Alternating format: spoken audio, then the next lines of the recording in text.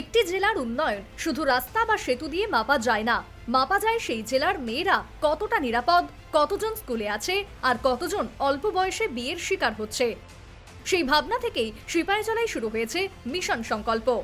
তোমরা যারা আসছে না ওদেরকে এই কথাটা অবশ্যই বলে দেবে এবং বলবে স্কুলের মধ্যে সময় মতো আসার জন্য আর পড়াশোনাটা কন্টিনিউ করার জন্য।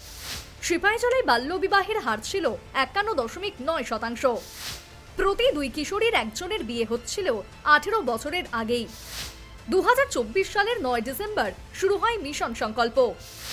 লক্ষ্য 2027 সালের মধ্যে বাল্যবিবাহ ও কিশোরী গর্ভধারণ মুক্ত জেলা।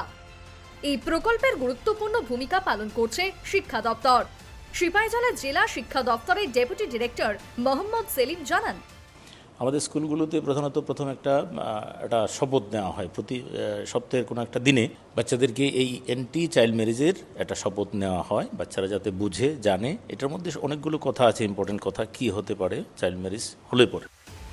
প্রকল্প শুরু হওয়ার পর থেকে এখনো পর্যন্ত 264টি সম্ভাব্য বাল্যবিবাহ প্রতিরোধ করা হয়েছে।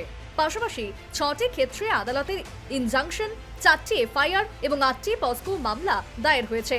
অবধি আমরা সিপাহীজলা ডিস্ট্রিক্টে মিশন সংকল্প চালু হওয়ার পর থেকে এখন অবধি 264 চাইল্ড ম্যারেজ কেস আমরা ইন্টারভেন করেছি, চাইল্ড ম্যারেজ আটকে দিয়েছি, রেস্কিউ করা হয়েছে গার্লসকে এবং ইনজাংশন জারি করা হয়েছে 6টা কেসে এই বছর। এফআইআর করা হয়েছে 4টা এবং পক্সো কেসের আন্ডারে রেজিস্টার করা হয়েছে 8টা। শুধু শিক্ষক নন, এখন ছাত্রছাত্রীরাও এই অভিযানের সৈনিক। বন্ধুর বাল্যবিবাহের খবর পেলে আর নীরব নয় পড়ুয়ারা।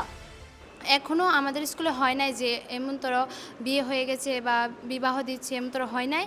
যদি হয় তাহলে আমরা যাব, যে তাদের মা বাবাকে বুঝাবো, বলবো। যদি না বুঝে তাহলে আমরা স্কুল আছে, ম্যাম আছে, স্যার আছে, তাদেরকে বলবো, তারা গিয়ে সমাধান করবে। তার বাড়িতে যাব, গিয়ে দেখবো ও কেন আসে না, আর কোনো যদি সমস্যা থাকে তাকে বুঝাবো যে তুমি স্কুলে যাওয়াটা অনেক দরকার, তোমার মানে শিক্ষাটা তোমার জন্য অনেক দরকার, তুমি ভবিষ্যতে যাতে কিছু করতে পারো, নিজের কাজ নিজের পায়ে দাঁড়াতে পারো, সেইটার জন্য তোমার স্কুলে যাওয়া দরকার। সিপাহীজলা জেলার chief medical officer doctor Debashis Das জানান, বাল্যবিবাহ রোধের পাশাপাশি কিশোরীর গর্ভধারণ কমানো মিশন সংকল্পর অন্যতম লক্ষ্য।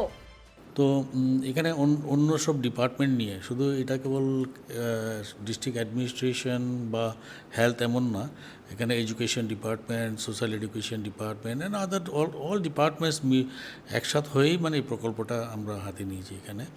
তো এখানে বিশেষ করে যে হেলথের পার্টটা আমরা যেটা বলছি আমি, অ্যাওয়ারনেস তো বটেই, তার সঙ্গে সঙ্গে আমরা টিনেজ প্রেগন্যান্সিটা কীভাবে কমানো যায় সেদিকে আমাদের লক্ষ্য।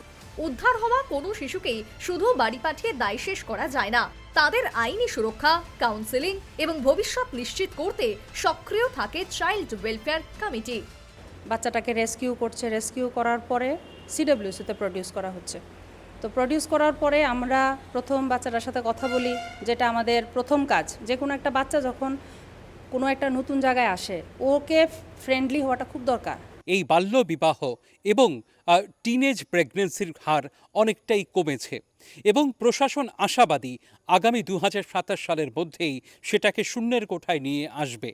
নিঃসন্দেহে শুধু রাজ্য নয়, গোটা দেশের জন্য এই মিশন সংকল্প ক্রমশ হয়ে উঠছে একটা অনুপ্রেরণার বিষয়।